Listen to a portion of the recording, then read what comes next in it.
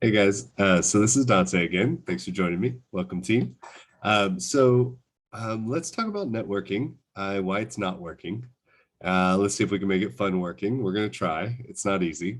Let's first make sure we begin with the different types of networking events. Make sure we're all on the same page of what networking is or should be or could be. The general idea of networking is obviously getting together for some sort of reason and communicating.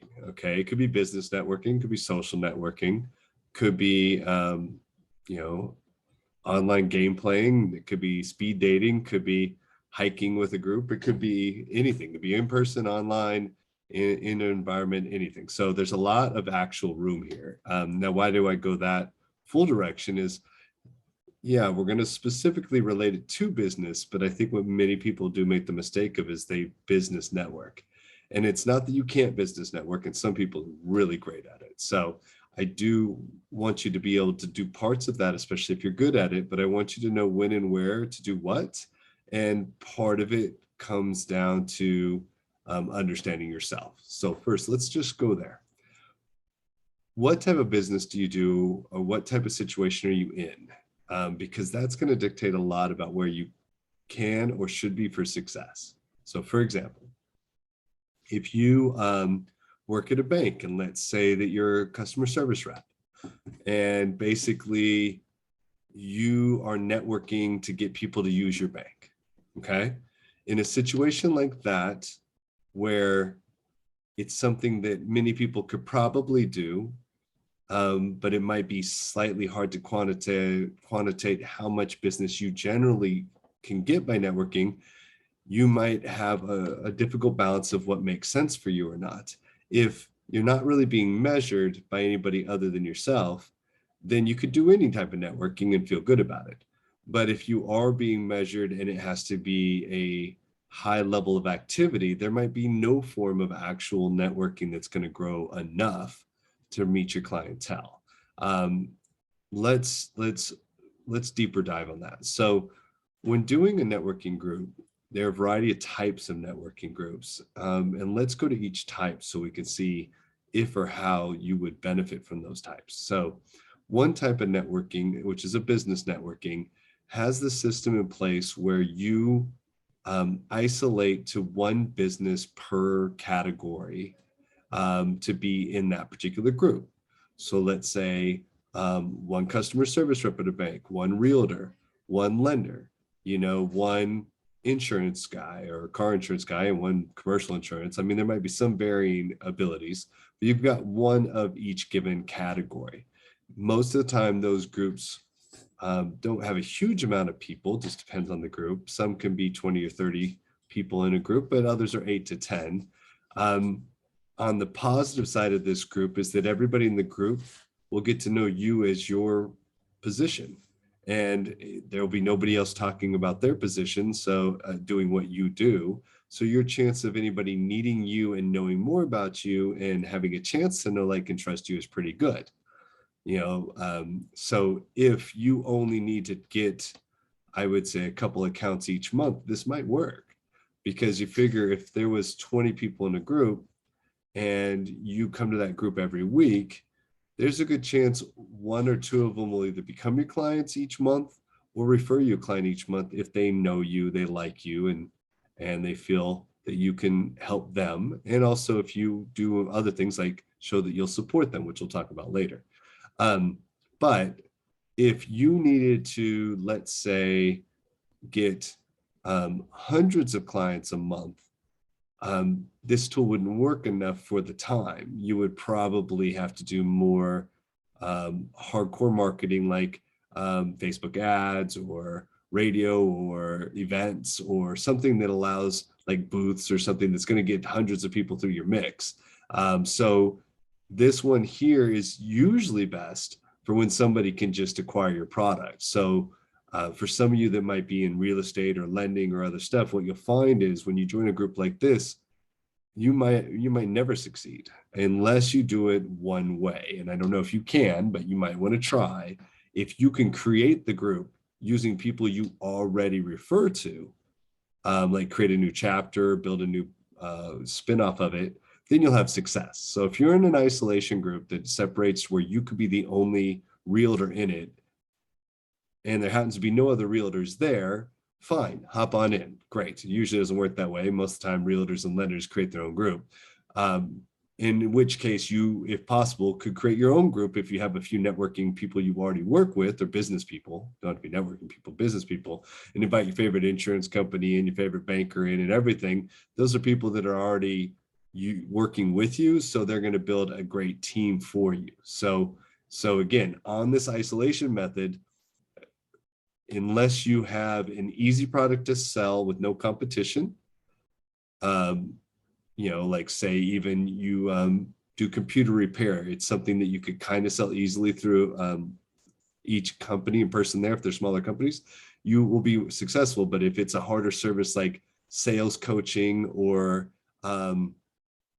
financial consulting or something like that, where you come in not knowing anybody and you have to build up a lot of trust and knowledge before they refer, it may be more difficult. It doesn't say don't do it, but it does mean that for that type of group, you're going to have to do more than just attend the group. You're going to have to really build it. Other types of groups that may seem better may not have this category requirement where they isolate you out and they allow as many realtors or as many people to be in. The good part about that is these sometimes can have 30, 40, 50, or 100 people show up for a given group. The downside is that oftentimes these groups have different people show up from different week to different week.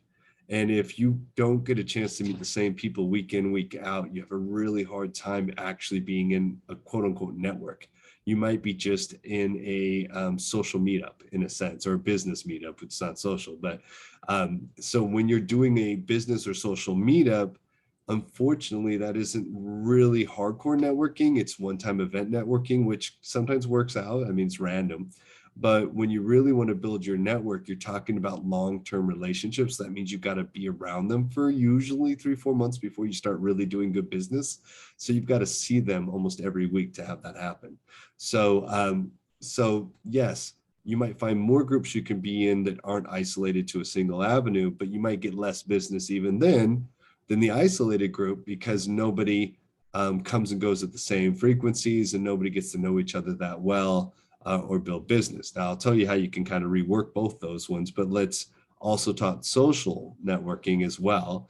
Same thing can happen on both. So if you do, say, a game night group that meets every Wednesday, well, if it constantly rotates out new people every Wednesday that you all meet, it may not be the greatest group. Now, usually on these social groups, they'll have these hardcore originals that are there, that are the 4, 5, or 6 that keep it going, which would be good. You could become one of the originals and just meet people flowing in and out, which still I don't think is a bad idea, especially if it's doing a game that you enjoy around people that you enjoy at times that you enjoy, which we'll talk more is crafting that image. If you haven't already worked it, I do have another webinar type thing that talks about scheduling. It's tweaking your week. I would consider doing that before getting too involved into your networking, so that way you can infiltrate your networking into your week in a proper way to where you can manage it right and kind of control it before it controls you, and learn what works or what doesn't work with your family and lifestyle. But for here, social things can be very similar. And there'll also be ones of both social and business that are more webinars where they teach you something, like, hey, we're going to do an economic forecast, or we're kind of going to talk about how to invest in real estate or whatever it is. And they spend 90% of their time communicating their ideas or products to you, which isn't bad. It's great to do different stuff. I don't disagree with that. But again, it's not networking if you're not really networked in together. You're just listening. You're just an audience and they're performing. So definitely don't put that in your networking group if that's what you're doing. So if you're the main focus, let's just get to the main focus of networking, is meeting as many people possible that have the ability to possibly get to know you, like you, trust you, and use your business, and refer your business over to you, refer people to you. So you've got to have that feeling and that right placement. So it's hard to find the right fit for your company, your situation.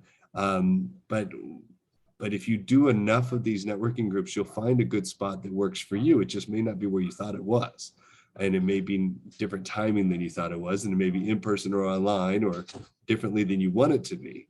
But you're going to have to explore several to get to that right spot. Now, any of the groups you join, doesn't matter how the group is, as far as long as it's networking and not one of those other groups we talked about. What you really want to do is you want to focus on at least one or two people each meeting that you can pinpoint as somebody you might be able to have a conversation with later. So when you do that meeting, doesn't matter about what you say, doesn't matter who says what, in the sense that no one's fully listening to anybody else because they're just so worried about what they're all going to say. But try to like find one or two or even three people that really interest you, write their names, numbers, try to get their emails down, chat them up or whatever, and then schedule a one-to-one either during that meeting or shortly afterwards to do coffee, lunch, or meet in person. This is where you start to make networking work for you. And eventually should be fun for you, because what you'll do is you'll meet with them and you're not going to tell them anything about you unless they ask. You're going to spend all the time asking about them, how you can refer them business, what it is that they do, what makes them special, what makes them tick. Get them to talk about them and make sure there's a value there for you. If you can find value in their services to help you or your clients, it makes it much easier to bring them into your life without the expectation of getting business from them. If they're around you long enough and you're good at what you do and you help them out by giving them a lot of business, they're most likely going to give you business. You don't even have to try. But again, you did the networking groups, you found the ones that are kind of that you could stick to on your schedule using your Tweak the Week program, you got them on there, you went to them, now you said all you said on there and you're wondering why after months and months and months you ain't making any money, nothing's happening. Well, because you didn't do the main thing. Then the meeting is not the networking. The networking is the meetings between the meetings. It's the getting together with people, not just to get together because you have to, but because you want to. And that's hard to do. So if you can't find that in your group, you can't find this 1, 2, or 3 people, it might be too small a group or not good enough group for you to be successful. So you need to find it, try it, and if it doesn't work, switch groups. But again, to make it fun, you also want a social network. Many of you do the business networking and you never focus the social networking. That is even more important. If you like football and you join a football club that talks about football all the time, you're going to talk about football all the time and you're going to have a great time and a blast. And yeah, you may not talk about your job as much, but I guarantee you, once you meet people that have like interests in you and you talk long enough, eventually the talk gets boring unless you talk about work sometimes or things you do or a personal life. And eventually you'll get together and hopefully do a coffee break or lunch date or whatever, or hang out or get together a party or something. And eventually you might become friends. And really, most of your business will be done with people that are at least friendly-ish with you, that like your styling, like your situation, similar religion, similar politics, similar race, whatever it is that you bond with. You don't have to bond with those things. I know those are all taboo, but whatever it is that you are passionate about, be you. Find the you that you're the passionate about, and then join groups that are similar to that. I know we're often introverts don't want to be hanging around people just for business sake, but this is for fun. Business will come through fun. Allow the fun to kick in there. Allow the enjoyment. Your whole life, especially as an entrepreneur, has to be blended now. You can't just work 9 to 5 and call yourself self-employed. That's called a job. You've got to blend your life and allow that your personal life, hobbies, fun will mix and mingle, and you'll create a thick, full life. So again, do the Tweak the Week, get your schedule down.